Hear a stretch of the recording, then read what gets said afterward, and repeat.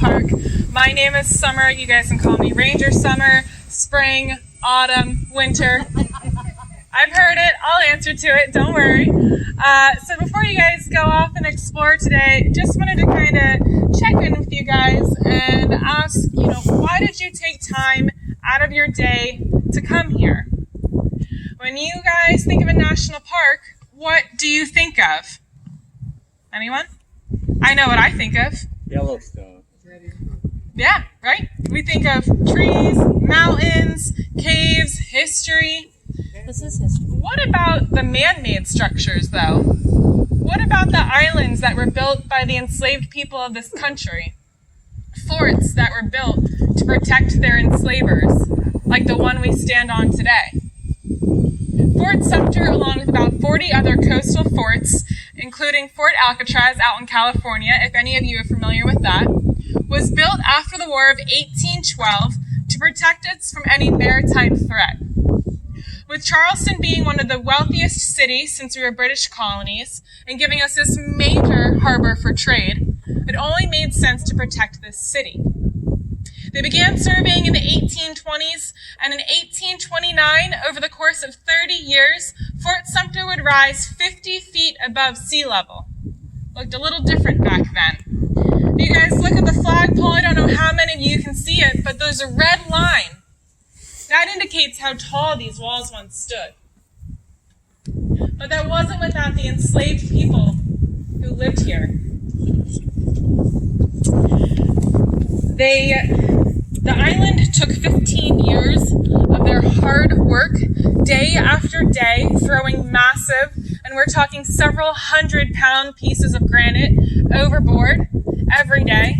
Meanwhile, back at the local surrounding plantations, bricks were being made. Men, women, and children worked tirelessly to form each brick out here. It will take another 15 years and almost 4 million bricks to secure the land that we stand on today. However, the fort would never be finished. It's 1860, election year, and white Southerners have been afraid of losing their power and the institution of slavery, which is the basis of their plantation economy, for quite some time now. They have threatened secession before, and soon it would become a reality. In November, Abraham Lincoln is elected, and shortly after that, December 20th, 1860, South Carolina would be the first state to secede from the federal union. This will be the driving force for Major Anderson and his men under the dark night sky to leave Fort Moultrie and come over to Fort Sumter. The following day, the secessionists will take Fort Moultrie. Fast forward to April of 1861, 6 more states have joined to form the Confederacy with Jefferson Davis as their president. Anderson and his men are still here, but provisions are low. Lincoln has sent a ship their way, but it would not make it in time. General Beauregard of the Confederacy and a former student of Anderson's sends word that they must evacuate the fort. Anderson says, I have orders to stay, but we would be out of supplies soon. On April 11th, Beauregard gives that ultimatum. He says, that's it, it's time. Leave, or we will be forced to fire. And with that, on April 12th, at 4:30 in the morning, the first shot just over from Fort Johnson would burst above us, signaling the start of the Civil War and forever changing the trajectory of our nation. After 34 hours, Anderson and his men will evacuate the fort. They will take down the flag, never knowing if it will fly again. Over the next several years, the Union will watch the Confederate flag fly high over Fort Sumter, protecting it from the Union, with anywhere from 200 to 500 men occupying it. A third of those will be enslaved. In 1863, Lincoln issues the Emancipation Proclamation, stating that all persons held as slaves within the rebellious states are and henceforward shall be free. This also begins the enlistment of black soldiers for the Union. Governor John Andrew of Massachusetts eagerly opens recruiting offices and gains enough men to create not only the 54th, but also the 55th Black Infantry Regiment. In July of 1863, the 54th Regiment will sustain heavy casualties in a bloody war over Battery Wagner just a mile away on Morris Island. They will show their bravery, skill, and determination to become citizens.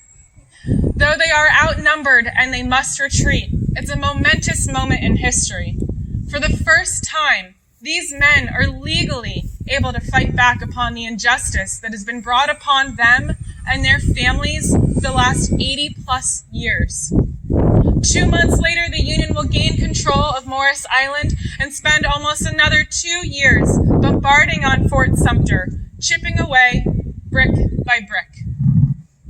It wasn't until February 1865 the Confederacy will leave Charleston and its surrounding areas and defenses.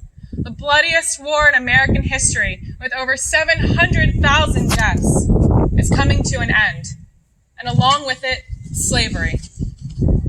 On April 14, 1865, now retired Major General Anderson will return to Fort Sumter, and for the first time since the Civil War began, he will raise the very same flag that he took down 4 years ago to the day. So when I ask what do you think of when you think of a national park, I want you to remember this place.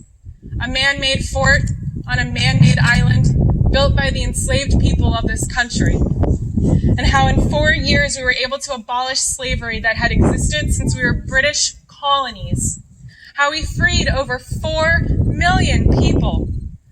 That's almost 1 brick per person freed out here. Families went from enslavement to citizenship.